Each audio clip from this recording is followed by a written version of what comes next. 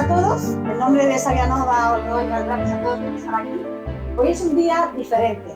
Es diferente en Savianova porque en lugar de tener el currículum normal de geografía, de historia, de lengua, tenemos un día mágico. Y tenemos un día mágico porque tenemos a dos personas muy importantes que a través de sus vivencias vamos a conocer la historia de España de una manera diferente a lo que encontramos en los libros de texto. Diferente, esa es la palabra, diferente, con más detalles. Entonces, nuestro primer orador se llama Iván Moreno de Cozar. Él es el presidente de la Federación de Entidades y Asociaciones Hispanistas. Esta es la organización que, a través del Círculo de Hispanistas del Complutense de Alcalá de Henares, está llevando a cabo en los colegios, comenzando con este colegio como pionero.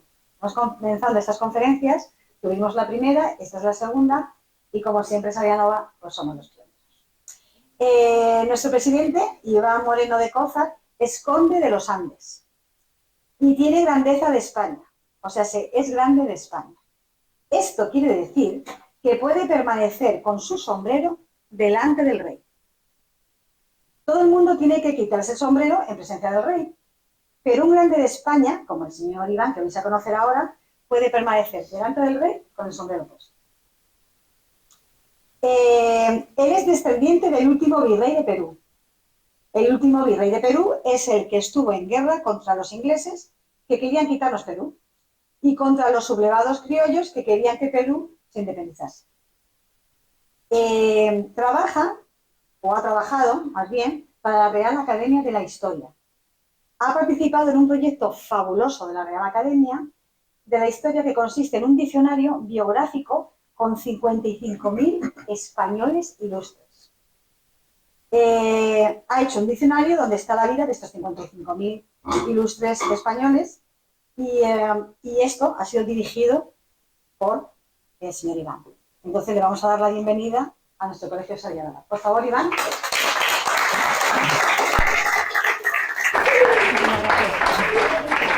¿Qué tal, Luis? ¿Cómo estás? Hola a todos. Aquí tienes a mis estudiantes. Muy bien.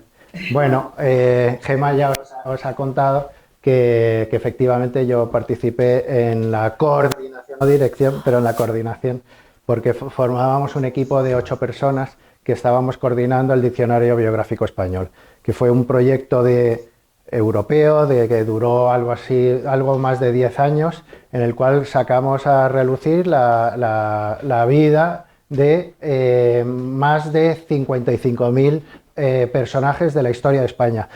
No solamente de España como tal, sino de ambos hemisferios, o sea, todo lo que perteneció a la monarquía hispánica, que era el conjunto de, bueno, países zonas, territorios que pertenecían a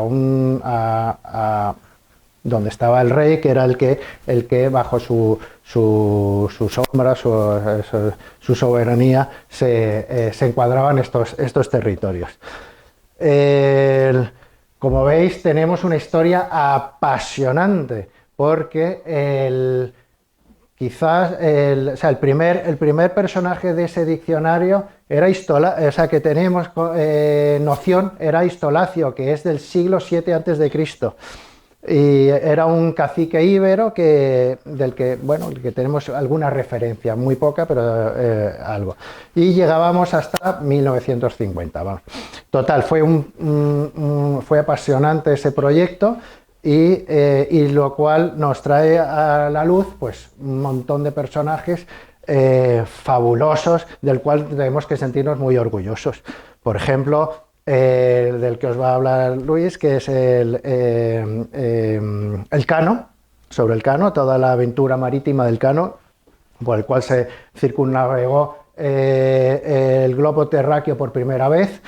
Él toma después, o sea, cuando llega a Filipinas, continúa el proyecto que había comandado Magallanes, que se lo come un cacique filipino que se llamaba Lapu-Lapu, y luego ya él continúa todo el viaje hasta llegar, hasta volver a España, que fue una aventura increíble, porque además toda esta zona es peligrosísima, todo lo que es el estrecho de Malaca y cómo luego tiene que llegar hasta la Antártida, que es tremendo, porque claro, ahí es peligrosísimo todo bueno, los icebergs que se podía encontrar, ya acordaos del Titanic. Y bueno, pues hay personajes maravillosos también, como por ejemplo Iradier, que se hace con lo que es toda la parte de la Guinea Ecuatorial, que perteneció también a España hasta el pasado siglo, el cual no pega ni un solo tiro, y se hace con todas esas tierras sin pegar un solo tiro. O no sé, o Isabel de Barreto, o sea, ya les hubiera gustado a las otras potencias o países como España tener una almiranta de los mares. Vosotras que sois mujeres, pues deberíais estar orgullosísimas de que España tuvo una almiranta, el cual se va a explorar toda esta zona. Y para volver luego hasta Perú y consigue pues sacar a la luz pues un montón de idiomas que había de todo de la Polinesia y todas estas tierras, el cual pues no se sabía esos idiomas, y hoy gracias a los españoles pues se sabe, por ejemplo, también el guaraní, el aymara o todos los demás idiomas de América, que hoy se conservan gracias a que estuvimos los españoles. O sea, ya tenemos que estar muy orgullosos de nuestra historia, y además que tenemos en común. Y luego además, vosotros además sois un colegio panameño. Pues que tenéis que saber que el pabellón de Panamá es, en el tráfico marítimo, pues es uno de los pabellones más... Bueno, pabellón es una bandera, es la bandera que lleva el barco. Pues uno de los pabellones más importantes de todo el tráfico marítimo mundial hoy en día. Y gracias a que estuvimos los españoles por América, pues hoy en día el español es la segunda lengua más hablada del mundo. La hablan más de 600 millones de habitantes en el mundo. Y bueno, yo doy paso a Luz. Muchas gracias. Muy bien, pues voy a presentar. Muchísimas gracias. De verdad, Gracias, qué Gemma. maravilla, Gracias, Iván. qué maravilla escuchar. Estoy muy orgulloso, ¿verdad? De ser español. Tenemos una historia para sentirse orgullosos. Es una pena que hayamos llegado a la presente situación en la que, primero, no conocemos nuestra historia, y segundo, lo que conocemos nos hace avergonzarnos, cuando es exactamente lo contrario, es la historia soñada, la que querría tener cualquier otro país del mundo. Hicimos las cosas más grandes que se hicieron durante los siglos XVI, XVII y XVIII, y no nos perdimos un solo periodo histórico que fuera de importancia. Desde el siglo I, desde nuestra incorporación al Imperio Romano, la primera provincia del Imperio Romano, por cierto, antes incluso que las Galias. Qué maravilla, cómo habla este señor que os voy a presentar ahora. Por lo menos podemos hacer algo al respecto. Aunque haya habido todas estas historias mal contadas, por lo menos podemos comenzar a contarlas a partir de ahora de manera correcta. Os voy a presentar a nuestro gran historiador. Yo decía que esto era un día mágico porque teníamos estas dos personas tan importantes con nosotros. Él se llama Luis Antequera, hace un programa de radio fabuloso que se llama Esta no es una semana cualquiera. Me había documentado y yo sé que lo hacía con su mujer, pero también me he enterado que lo hace con su hija. ¿Yes? Su hija, que además esta semana le ha dado un retoño, y Luis se ha convertido en abuelo. Así que muchísimas gracias por estar con nosotros.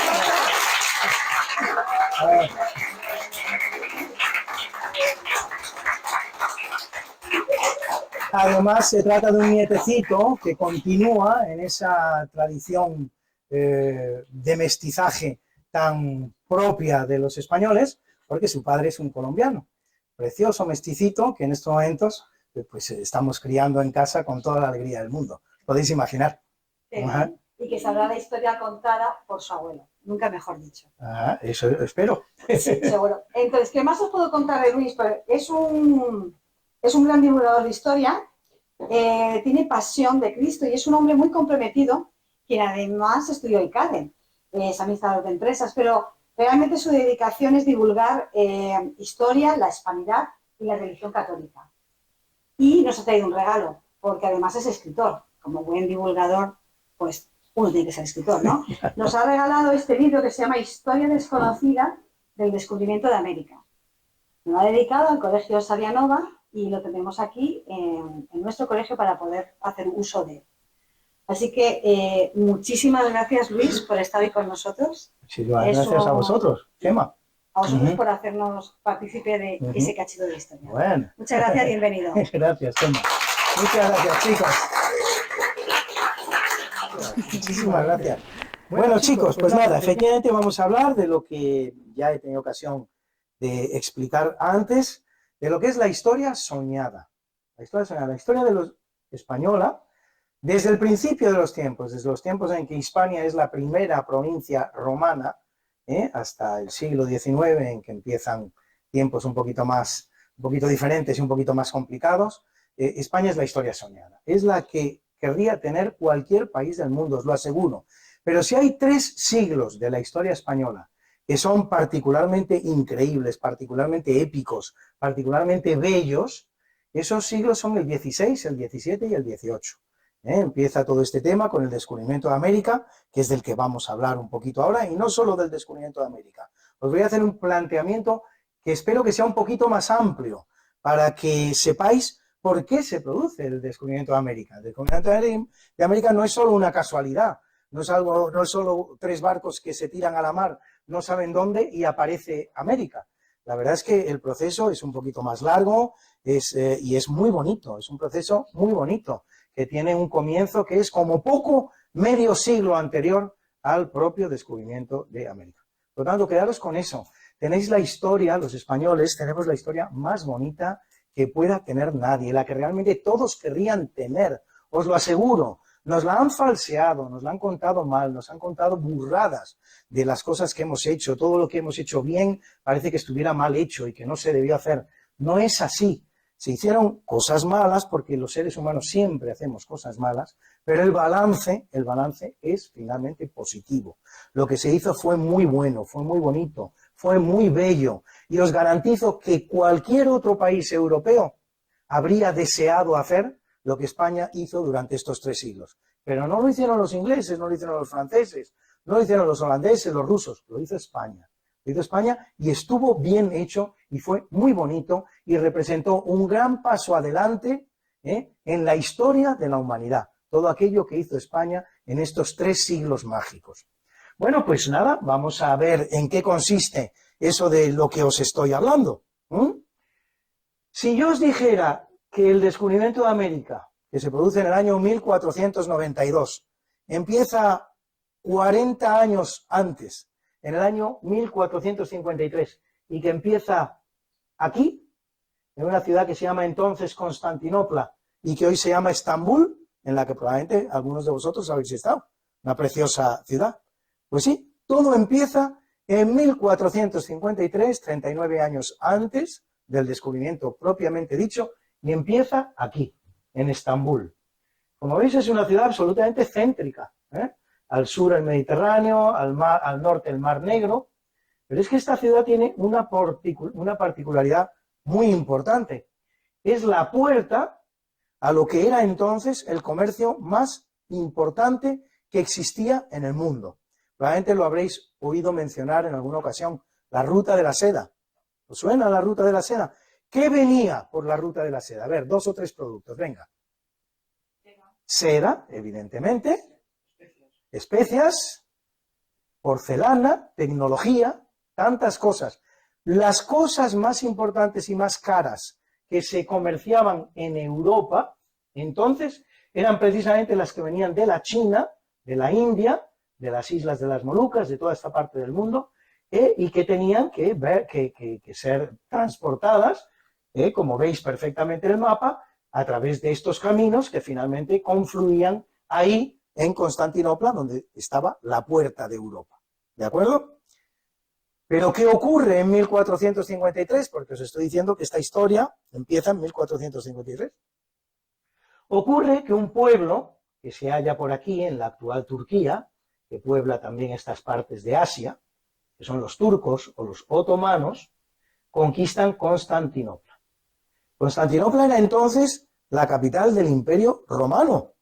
El Imperio Romano, estoy seguro que ya lo sabéis vosotros, el de Occidente termina en el año 476, con ese último emperador que se llama Rómulo Augustulo, pero aunque no lo consideremos, aunque nos cueste más considerarlo todavía Imperio Romano, sigue permaneciendo en esta parte oriental de Europa, con capital en Estambul.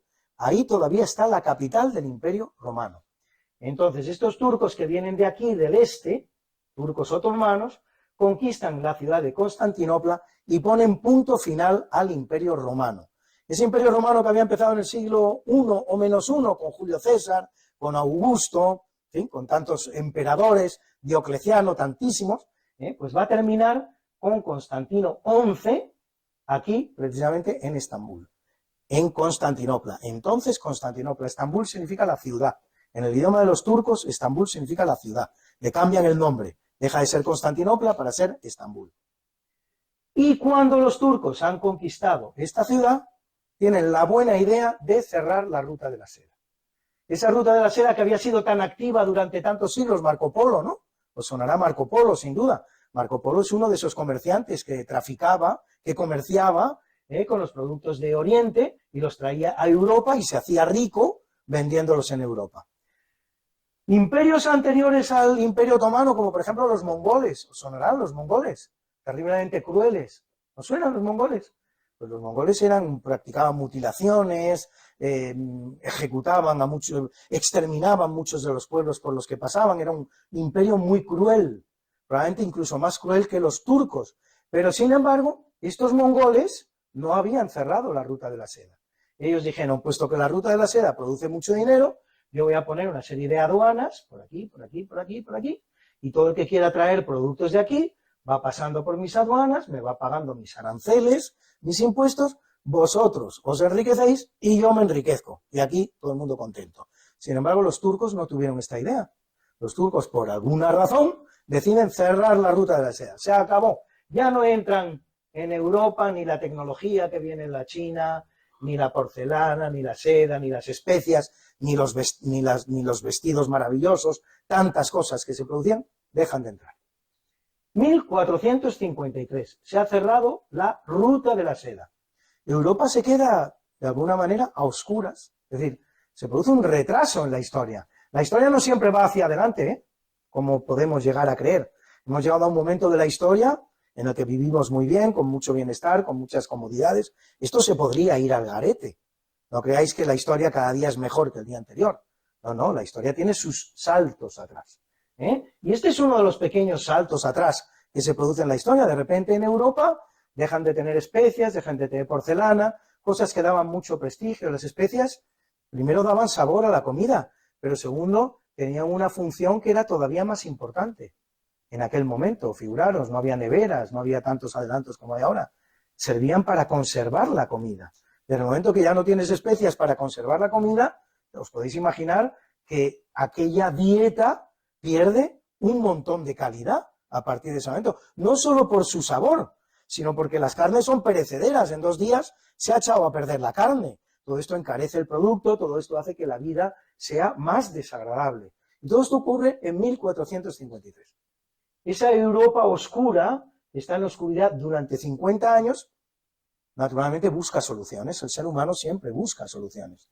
Bueno, pues tenemos que recuperar todo aquello que conseguíamos aquí, pero ya no lo podemos hacer porque los turcos nos han cerrado esa puerta, no podemos pasar, algo habrá que hacer, pero nosotros tenemos que volver a llegar aquí y tenemos que volver a implementar ese mercado fabuloso con tantas cosas maravillosas que venían de la China. Y es entonces cuando 2 potencias del sur de Europa, 2 pequeñas potencias del sur de Europa, pero que están entre las más avanzadas de Europa en aquel momento. España ya se ha constituido prácticamente en unidad nacional. Es prácticamente el primer país que lo hace en toda Europa y tiene una extensión importante. Fijaros que al día de hoy en Europa sigue sin haber países más grandes de lo que España ya era en 1492. Excepción hecha naturalmente de Rusia. Pero ninguno de estos países, salvo Francia, y ahora también Ucrania, desde que se separa de Rusia, es más grande que España. Es decir, que España en 1492 ya tiene las dimensiones que tiene al día de hoy y que la convierten en el segundo o tercer país más grande de Europa. O sea, fijaros el adelanto que tenía España. Portugal es un país más chiquitito, pero es un país donde se trabaja mucho, donde se conoce la mar, se conoce la navegación, se conocen los barcos.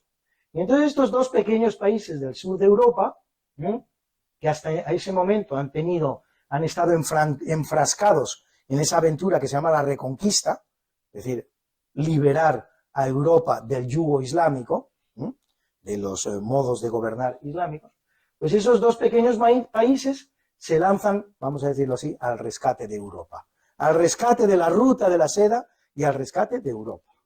La primera en hacerlo va a ser Portugal, este pequeño paisito aquí, donde viven tantos portugueses tan amables, ¿no?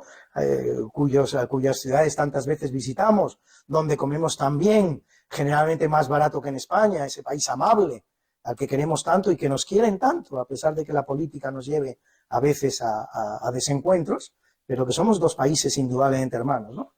Pues estos portugueses son los primeros que se lanzan al rescate de Europa, al rescate de la ruta de la seda. Y lo van a hacer por la ruta más fácil. Lógicamente, siempre se empiezan las cosas por los procedimientos más fáciles. Solamente cuando ya se han descubierto los fáciles, se pone uno a trabajar en los difíciles. Entonces los portugueses lo que van a hacer, desde 1249, que han terminado ya su reconquista, porque la reconquista ya se queda para los españoles, ya solo hay moros en la parte española de la península ibérica, los portugueses ya no tienen moros, ni siquiera tampoco en sus fronteras, porque son fronteras españolas.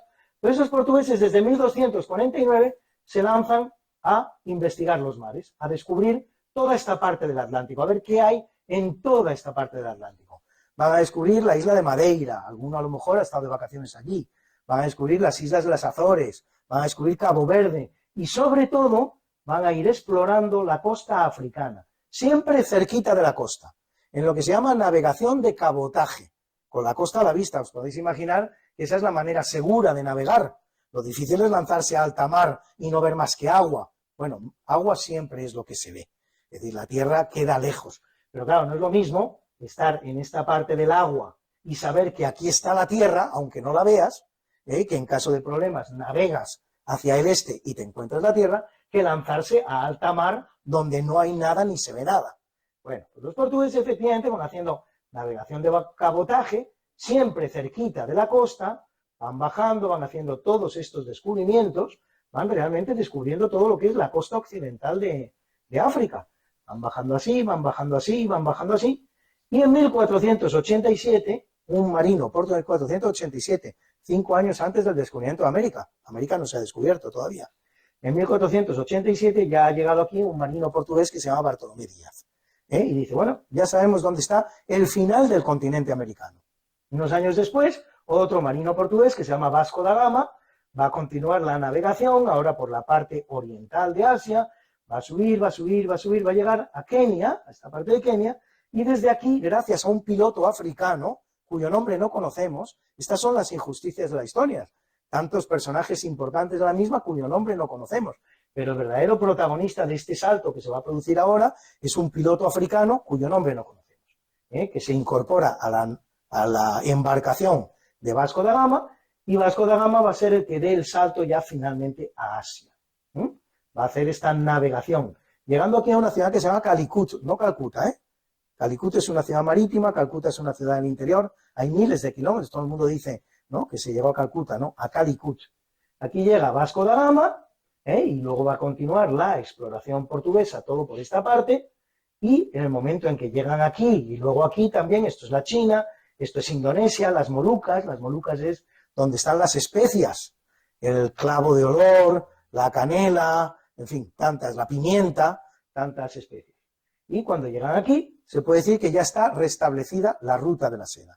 Es decir, lo han hecho los portugueses, ¿de acuerdo? Para el año 1500, los portugueses ya dominan perfectamente esta ruta, y de alguna manera han conseguido restablecer en Europa esa ruta de la seda, ese mercado de las especias y de tantos tesoros que vienen de China, y Europa, digamos que, una vez más, se enciende, ¿no? Había estado a oscuras durante 50 años y a partir de este momento se enciende. ¿Os queda claro más o menos lo que ha sido la ruta portuguesa? Esta es la fácil. Ahora los españoles se quieren incorporar también a esos descubrimientos, a esas rutas, a ese negocio, a ese comercio. Lo quieren hacer los españoles. Tienen dos posibilidades. La primera sería enfrentarse a los portugueses. Oye, pues nada, si los portugueses sois los que domináis esta ruta, yo os hago la guerra y a partir de ahora ya no la domináis vosotros, sino que la dominamos nosotros. Os voy a decir una cosa que seguramente no tendréis en mente, pero a la altura del año 1492, la gran potencia europea no es España, o del sur de Europa, es Portugal. Portugal ha derrotado a España en Aljubarrota. Portugal ha derrotado a España también en una batalla por aquí que se llama de Guinea. Portugal es la potencia en aquel momento. Estas cosas, cuando sabemos historia, nos sorprenden, pero hay que conocerlas y hay que quitarse lugares comunes. Parece mentira que este pequeño país pueda ser más poderoso que todo este gran país. Pues no. En 1492, la gran potencia peninsular y la gran potencia europea es Portugal.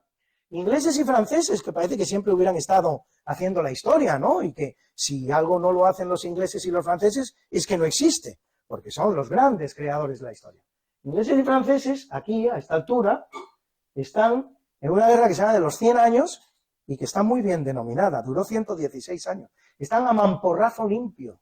No han descubierto nada, no están comerciando, no están enriqueciendo Europa. Están a mamporrazo limpio, ingleses y franceses. No son nadie al lado de nuestros amigos portugueses, que fijaros todo lo que han hecho ya, mientras aquí un grupo de personajetes están a mamporrazo limpio. Esto es la historia del siglo XV en Europa, ¿no? Entonces España, digo, tiene la posibilidad de intentar arrebatarle la ruta a Portugal, o tiene otra posibilidad, que es intentar su propia ruta. Pero fijaros lo que es la ruta española, es un verdadero disparate. Si ya fue una verdadera gesta de la historia que los portugueses hicieran todos estos descubrimientos y llegaran aquí, fijaros, si eso ya fue una gesta, una epopeya, una hazaña absolutamente increíble, lo que los españoles se van a plantear es el triple o el cuádruple más difícil todavía, que es lanzarse hacia acá. Este mapa lo vemos en dos dimensiones, lo vemos en superficie, pero este mapa se dobla sobre sí mismo. Tenemos que verlo en tres dimensiones. Este punto de aquí en este mapa es el mismo punto que este. El mapa lo tenemos que ver así, y luego incluso en forma esférica. Entonces lo que los españoles se plantean es decir, bueno, pues nos tiramos hacia el oeste, aparecemos por aquí y llegamos a la China. Exactamente igual que los portugueses, pero con 5 veces más esfuerzo. Y además por unas aguas y unas partes de la Tierra que son absolutamente desconocidas. Lo que yo siempre digo en mis charlas, cuando doy las charlas sobre el descubrimiento de América, es que lo que hizo España entre 1492 y 1565, estamos hablando de poco más de 70 años, no es el descubrimiento de América. España no descubrió América. España descubrió el 60% del globo terráqueo.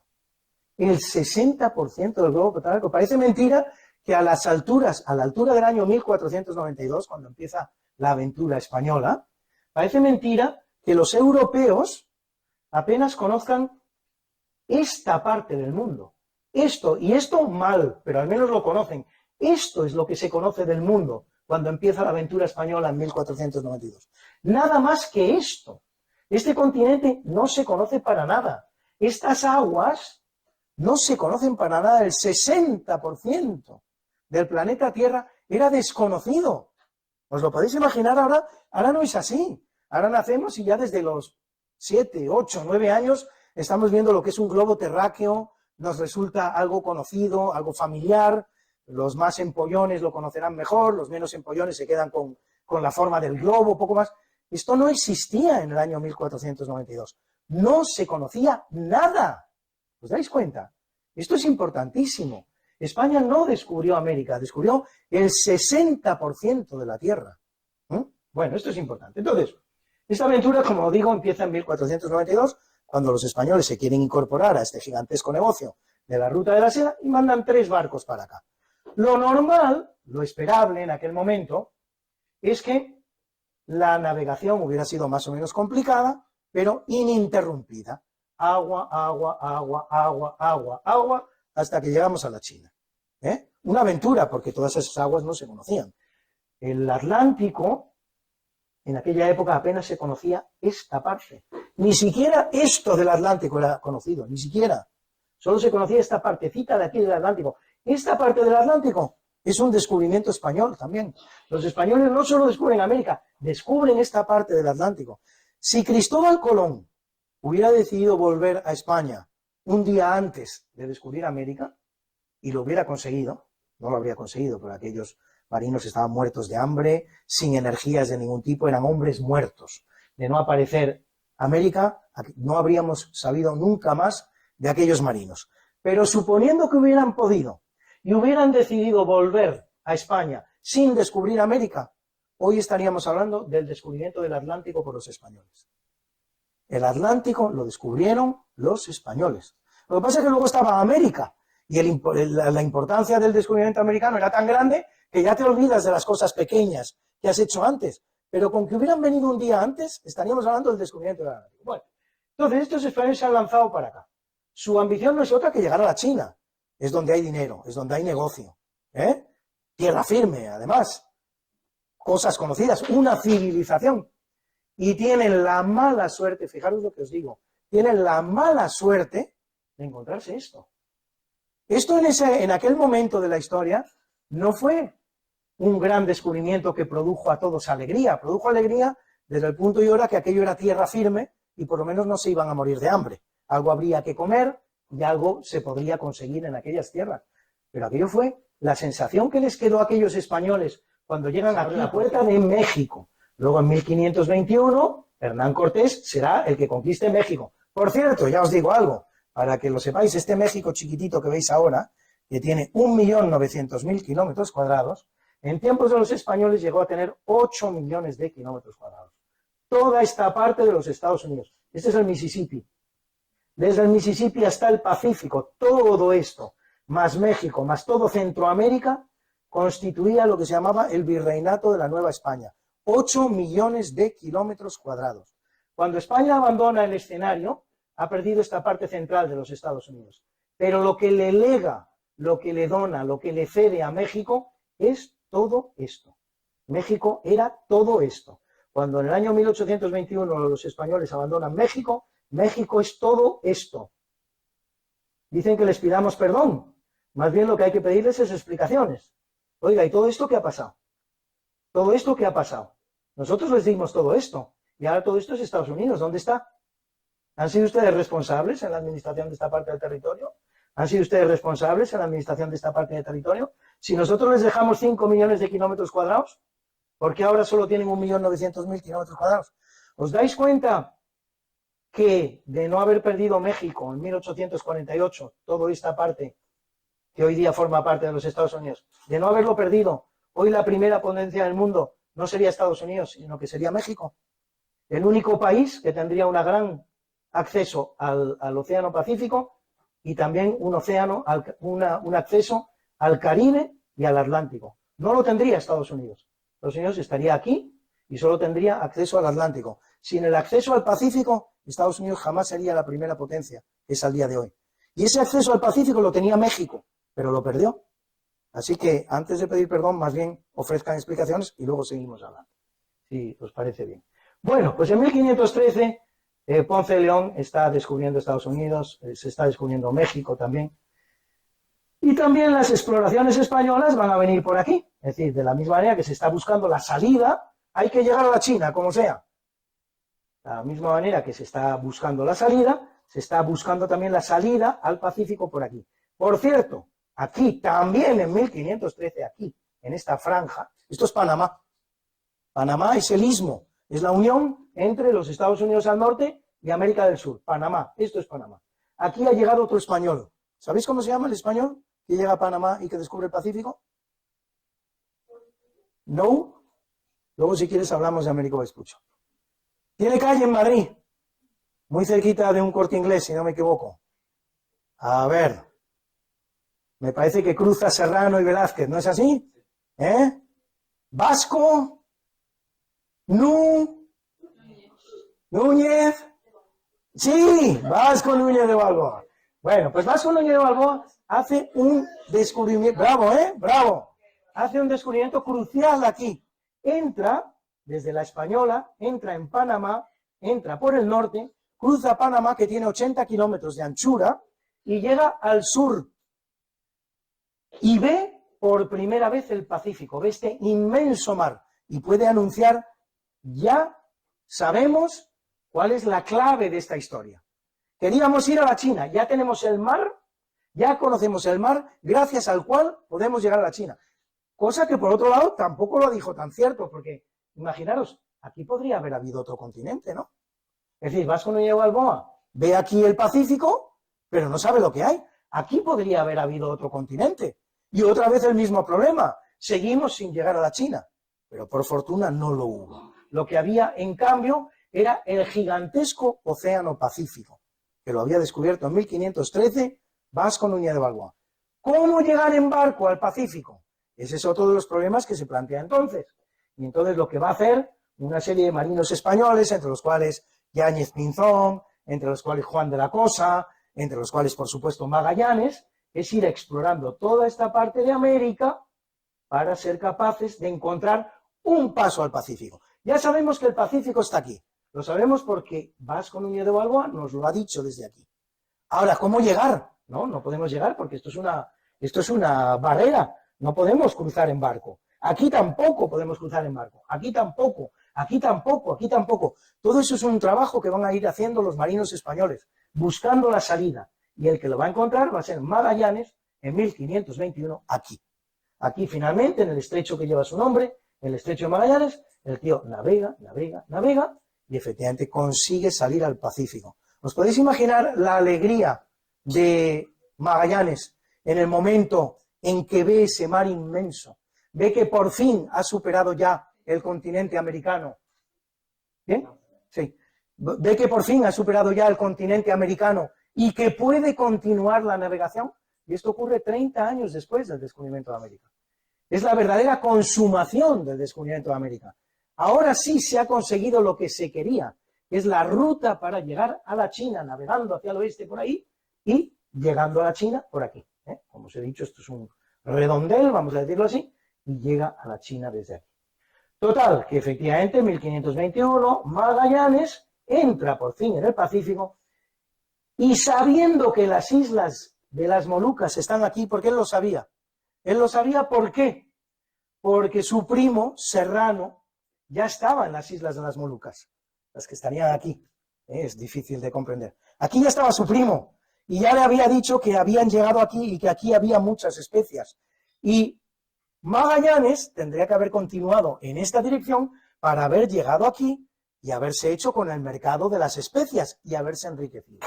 No sabemos por qué razón, eso no lo sabemos. La historia no lo ha podido resolver, no nos ha dado una explicación adecuada.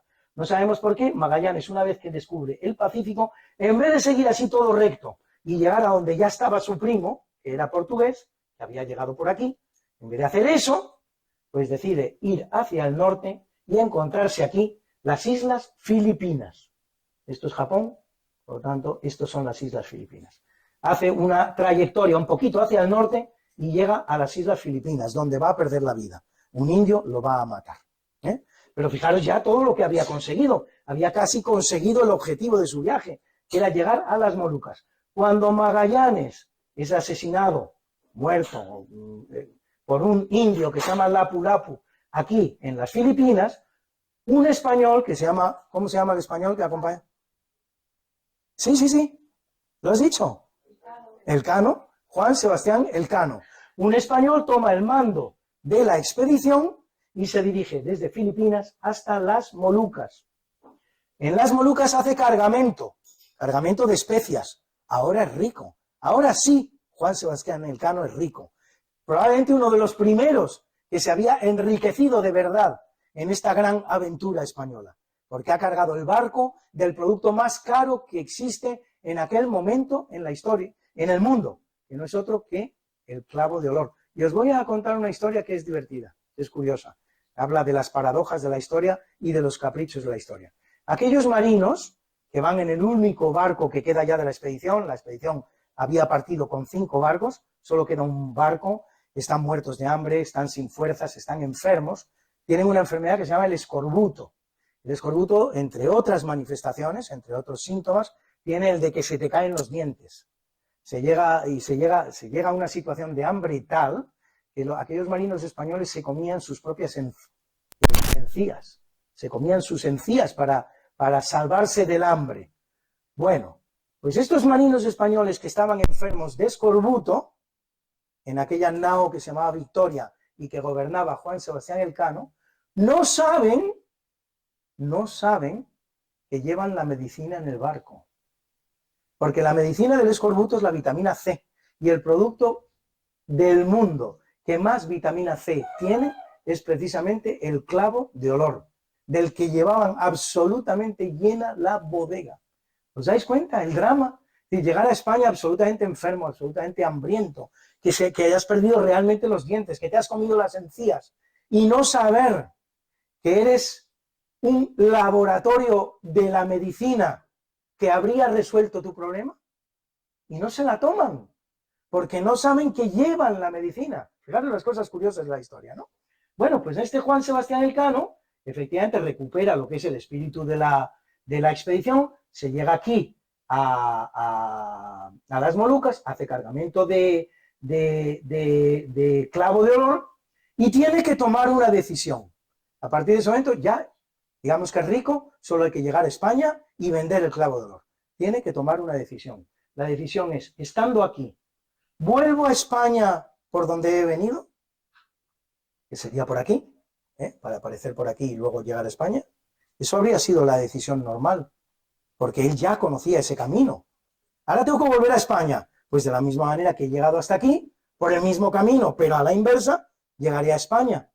No sabía entonces Juan Sebastián Elcano que si hubiera hecho eso, que era lo lógico, nunca habría llegado a España. ¿Sabéis por qué? Porque en la mar, a diferencia de lo que pasa en la tierra, los caminos de ida no son los de vuelta. Tú, para ir a Málaga, coges la Nacional 4 y llegas a Málaga. Y para volver a Madrid, coges la Nacional 4 y llegas a Madrid. Y eso con cualquier camino que exista en la tierra. Un camino de ida en la tierra siempre es el de vuelta. ¿Estáis de acuerdo en eso? Pero sin embargo en la mar no es así, porque en la mar te tienes que valer de las corrientes y de los vientos. De manera que el camino de ida, que es así, no sirve para volver, porque el viento sopla contra ti y no te deja volver. Por lo general, en los mares, las circulaciones son elípticas o circulares. Es decir, que si tú vas de aquí a aquí de esta manera, para volver de aquí a aquí, tienes que hacerlo de esta manera. Pero eso entonces no lo sabían estos marinos.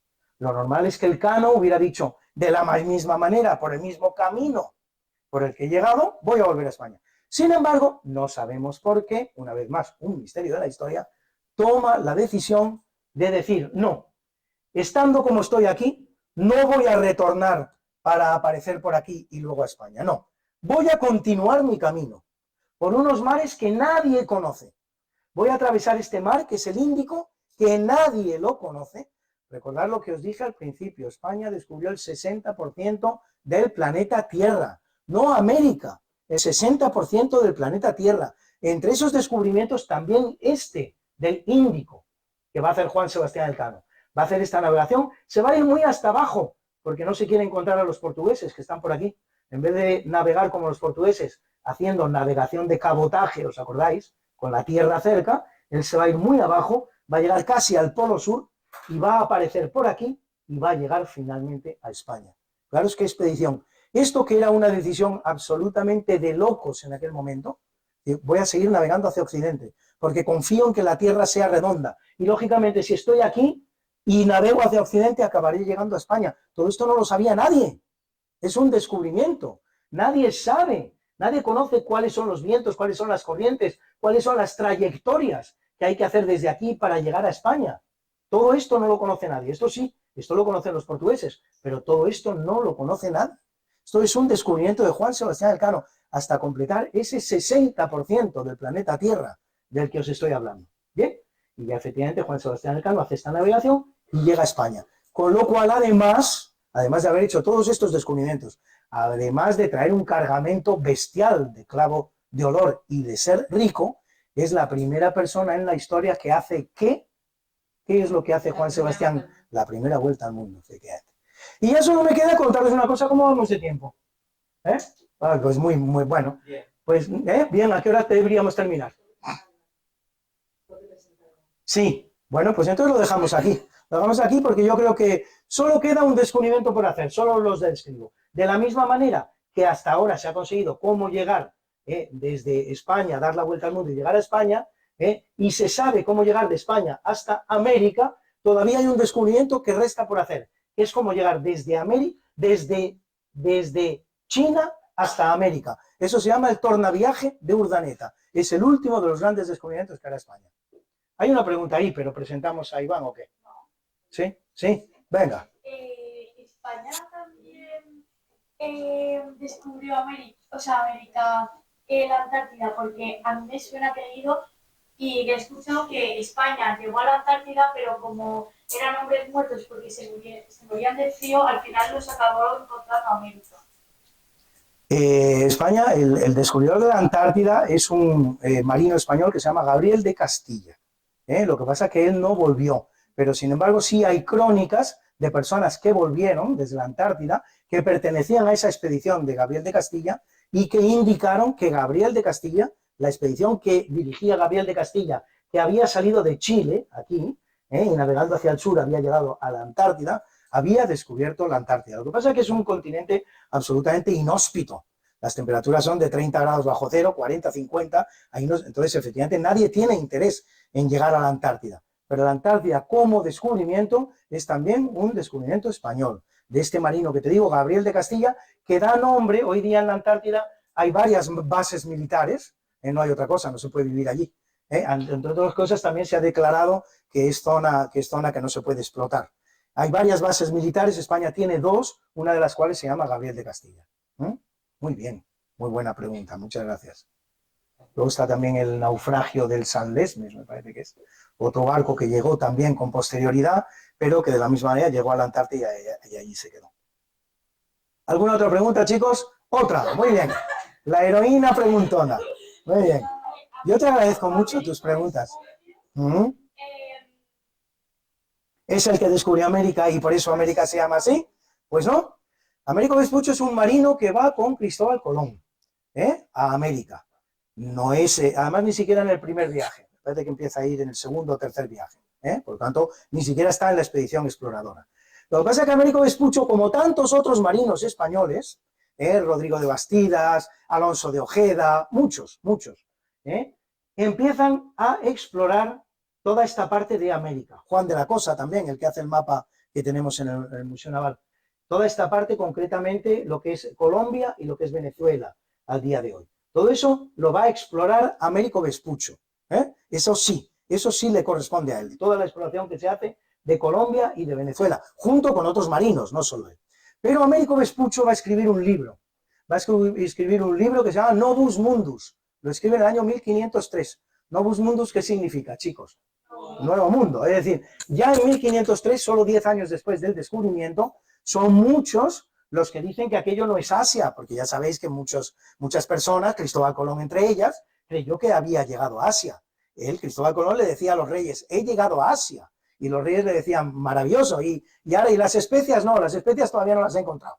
Tranquilo, pero Asia ya la he descubierto. Mucha gente durante los primeros años está diciendo que ha llegado a Asia, pero hay otros que dicen, no, esto no puede ser Asia. Hemos navegado muy poco para que esto sea la China. Nos queda mucho por navegar para llegar a la China.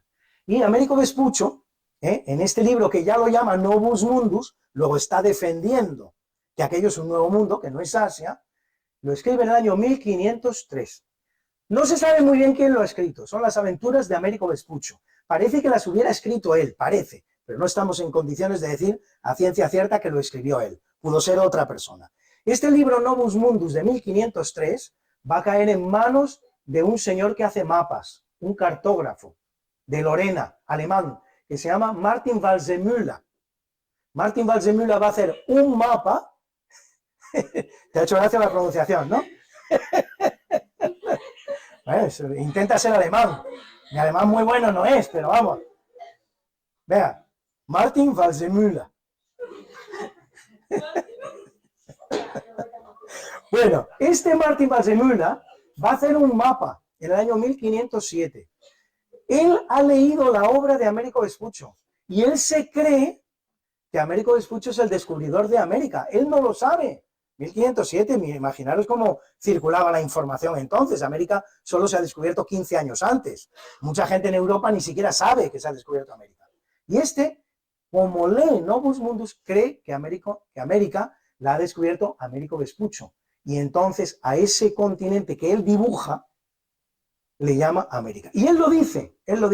Dice, le llamo América porque puesto que fue descubierto por Américo Vespuccio, de justicia es que se llame América. Este Waldseemüller, no es un mal cartógrafo, no es una persona que odia a España. Él enseguida va a saber que el descubridor de América no era Américo Vespuccio. Solo 2 años después hace otro mapa, en el que corrige su error, lo corrige. Él dice, no, esto no tiene por qué llamarse América, porque no lo descubrió Américo Vespuccio, esto lo descubrieron los castellanos. Pero el mal ya está hecho y el nombre prevalecerá ya para toda la historia. Y al día de hoy lo llamamos Américo Vespuccio por culpa de un error, ¿te das cuenta? ¿Cómo te llamas tú? Diana. Pues si este señor Waldseemüller hubiera creído que Diana era la descubridora de aquel mundo, hoy estaríamos llamando a aquel mundo Diánica, por ejemplo. Por un error, ¿te das cuenta lo que son las cosas? Bueno, muchas gracias, chicos. Gracias. Muchas gracias, chicos, muchas gracias.